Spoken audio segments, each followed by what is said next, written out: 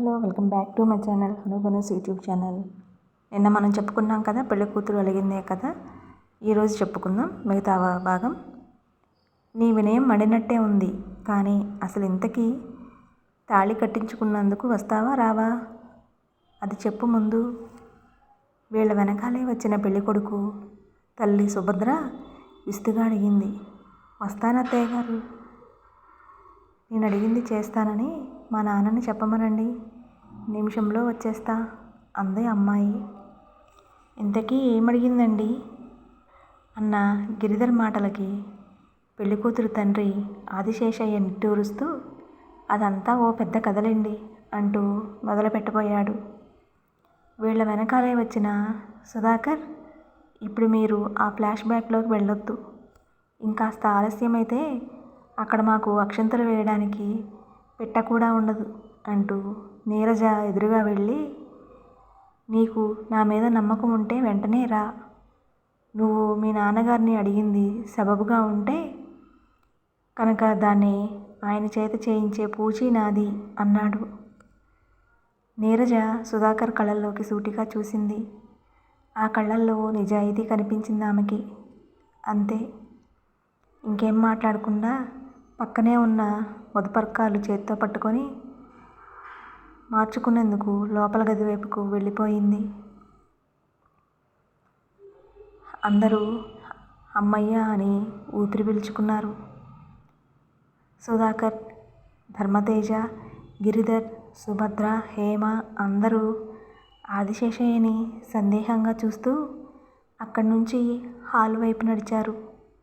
మరో అరగంటలో సూత్రధారణ, తలంబ్రాలు హాయిగా ఆనందంగా జరిగిపోయాయి. ఆహుతులందరూ నూతన వధూవరులను ఆశీర్వదించి కానుకలు చదివించి పెళ్లి భోజనానికి వెళ్ళిపోయారు. తన వెనకాల ఉన్న హేమని చూస్తూ సుధాకర్, అక్క, కాస్త పాలైనా కాఫీ అయినా తెచ్చి పెడతావా అని అడిగాడు. హేమ అప్పటిదాకా ఆ విషయం పట్టించుకోనందుకు నొచ్చుకుంటూ, ఇదిగో ఇప్పుడే అంటూ వెళ్ళింది.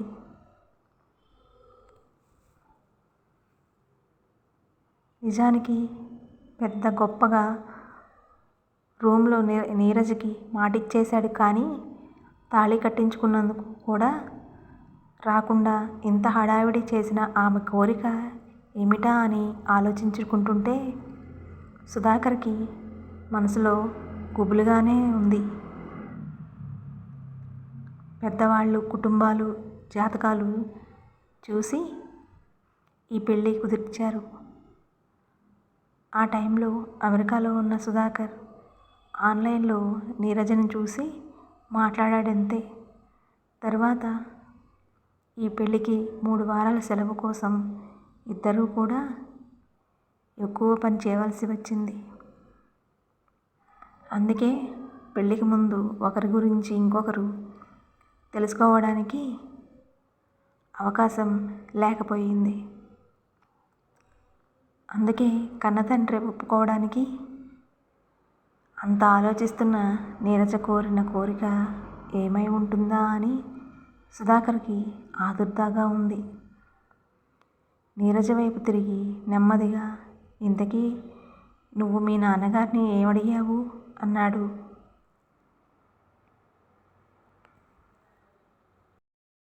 నీరజ చిన్నగా నవ్వుతూ, ముందు కాస్త కాఫీయో పాలో తాగండి, మాటిచ్చారుగా, నెమ్మదిగా చెప్తాను అంది. ఇందాకంత రౌద్రంగా కనిపించిన అమ్మాయేనా ఇంత నెమ్మదిగా మాట్లాడుతోంది అని సుధాకర్ ఆశ్చర్యపోతుండగానే హేమ ఇద్దరికీ వేడిగా స్ట్రాంగ్గా కాఫీ తెచ్చిచ్చింది. అది తాగుతుంటే ఆదిశేషయ్య వచ్చాడక్కడికి. సుధాకర్ని చూస్తూ, చూడు బాబు, మా అమ్మాయి చదువుకొని ఉద్యోగం చేస్తుందన్న మాటే కానీ బొత్తిగా లోకజ్ఞానం లేని పిల్ల, లేకపోతే ఇన్నేళ్ల నుంచి ఇంత మంచి జాబ్ చేస్తున్నా ఎవరైనా ఇలా చేస్తారా అన్నాడు. తెలుగు సీరియల్స్లో లాగా అసలు విషయం తప్పించి అక్కర్లేని డైలాగుల్లాగా తెగలాగుతున్న మామగారి మాటలను మధ్యలో ఆపేస్తూ, ఇంతకీ నీరజ మిమ్మల్ని ఏమడిగిందండి అన్నాడు. అదే కదా బాబు చెప్తున్నాను. ఏదో ఇన్నేళ్ల నుంచి ఇంత పెద్ద ఉద్యోగం చేస్తూ రిటైర్మెంట్కి దగ్గర పడ్డాను. నా హోదాకి తగ్గట్టు పెళ్ళి చేయాలని లక్షల డబ్బు దాచాను. ఇంతమంది పెద్ద మనుషులు వచ్చారంటే ఎంత గొప్ప చెప్పు. కానీ ఈ పిల్లకొచ్చే జీతం నా జీతం కన్నా ఎక్కువ. 4-5 ఏళ్ల నుంచి చేస్తోందా? ఆ డబ్బేం చేసిందో అడుగు కంప్లైంట్ చేస్తున్నట్టు అన్నారాయన. సుధాకర్కి మొహమాటం అనిపించింది. ఆయనకి స్వంత కూతురు. తను తాళి కట్టి ఇంకా గంట కూడా కాలేదు. నీరజ జీతం ఏం చేసిందో చెప్పమని ఎలా అడగగలడు? సుధాకర్ మొహమాటాన్ని కనిపెట్టిన నీరజ, అసలు సంగతి నేను చెప్తాను వినండి అంది. అమ్మయ్య అనుకుంటూ నీరజ వైపు తిరిగాడతను.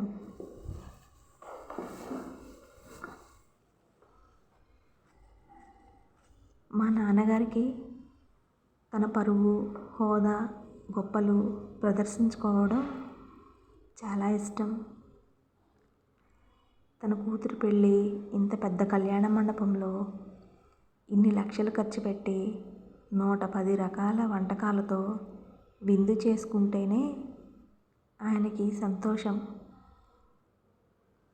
కానీ ఒక్క పూట కోసం ఇన్ని లక్షలు ఖర్చు పెట్టడం, అందులో సగం వృధాగా పోవడం నాకు నచ్చవు.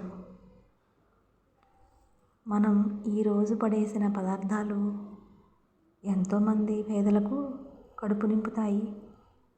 నేను నాతో పాటు చుట్టూ ఉండే సమాజం కూడా సంతోషంగా ఉంటేనే ఇష్టపడతాను. అందుకే నా జీవితం నా మటుకు సింపుల్గా గడవటానికి మటుకు అట్టి పెట్టుకొని మిగిలినదంతా అవసరమైన వాళ్ళకి ఉపయోగపడేలాగా చారిటీకి ఇచ్చేస్తుంటాను. అందుకే ఇన్నేళ్ల నుంచి ఇంత సంపాదిస్తున్నా కూడా నాకు అవసరం లేదనే ఉద్దేశంతో కారు కూడా కొనుక్కోలేదు.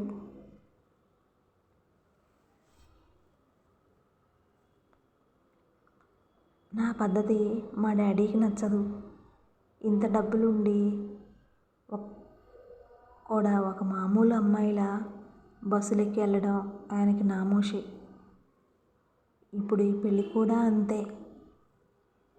ఆడంబరాలకి పోకుండా సింపుల్గా చేయమన్నాను. నా దగ్గర సరే అన్నారు. అలాగే చేశారనుకున్నాను.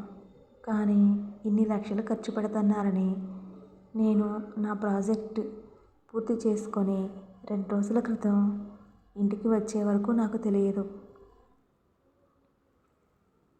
అది నాకు అస్సలు నచ్చలేదు. అందుకే పెళ్ళికి ఎన్ని లక్షలు ఖర్చు పెట్టారో అన్ని లక్షలు ఏదైనా చారిటీకి ఇస్తేనే ఈ పెళ్ళి చేసుకుంటానని కండిషన్ పెట్టాను. సరేనంటూ అప్పుడు నాకు మాట ఇచ్చారు మా నాన్నగారు.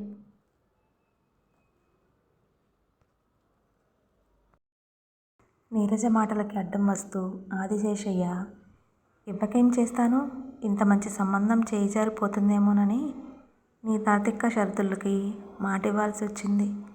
ఏదో చిన్నతనం ఆవేశంతో అన్నావనుకున్నాను, కానీ నువ్వు ఆ మాటే పట్టు కూర్చుంటావనుకోలేదు అన్నాడు విసుగ్గా. నీరజ సుధాకర్తో, చూసారా ఇలా నాకు మాటిచ్చి దాన్ని తేలిగ్గా తీసుకున్నారని. సుముహూర్తం అయ్యాక చీర మార్చుకున్నందుకు లోపలికి వెళ్ళినప్పుడు నాకు తెలిసింది. లోపల మా అమ్మతో ఏదో ఈ పెళ్ళైపోతే తర్వాత నీరుకి మటుకు ఆ మాట గుర్తుంటుందా ఏమిటి అంటుంటే విన్నాను. అందుకే ఇన్ని లక్షలకి ఒక ఫౌండేషన్ పెట్టి అనాథ పిల్లలకి, అవసరమైన వాళ్ళకి తిండి బట్ట ఇచ్చి చదువు చెప్పించమన్నాను. అలా చదివిస్తే ఎన్ని జీవితాలు నిలబడతాయి చెప్పండి. కానీ దాని మటుకు ఒప్పుకోరే. ఎలా ఒప్పుకోమంటావు? ఈ డబ్బులు ఏమైనా ఉట్టినే వచ్చాయా ఊళ్ళో వాళ్ళకి పెట్టడానికి? నువ్వు నా కూతురివి గనక నీ పెళ్ళి గ్రాండ్గా చేశాననిపించుకోవాలని నేనెంత ఆశపడ్డాను. అది తప్ప మధ్యలో కల్పించుకున్న తండ్రిని చూసి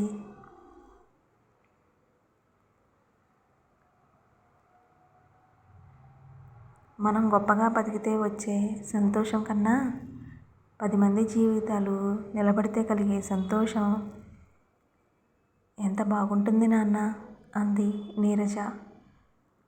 మళ్ళీ సుధాకర్ వైపు తిరిగి, మీరే చెప్పండి, అందులో ఎంత సంతోషం ఎంత ఆనందం ఉంటుంది? అందుకే దానికి ఒప్పుకుంటే కానీ మళ్ళీ పెళ్లిపీటల మీదకి రానన్నాను. ఎంత చెప్పినా ఆయనకి అర్థం కాదే. పెళ్లి టైంలో ఇంకా గొడవ పెట్టనని ఆయన అభిప్రాయం. కానీ మా నాన్నగారు మాట అంటూ ఇవ్వాలంటే ఈ టైం కన్నా మంచి సందర్భం దొరకదని నా ఉద్దేశం. అందుకే కావాలని అంత కోపం తెచ్చుకున్నాను. అప్పుడు మీరొచ్చి మా నాన్న తరపున మాటిచ్చారు. నాకు మీ మీద నమ్మకం ఉంది. ఇంకా ఆ మాట మీరే నిలబెట్టాలి.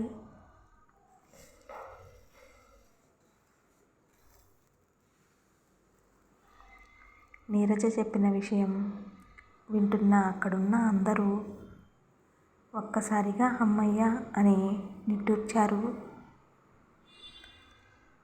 అంత చిన్న వయసులోనే నీరజకున్న పెద్ద మనసుకి ఎంతో సంతోషించాడు సుధాకర్. ఈ విషయానిక ఎంత గొడవ చేశారు తండ్రి కూతుళ్ళిద్దరూ అని చుట్టూ ఉన్నవాళ్ళు నవ్వుకున్నారు.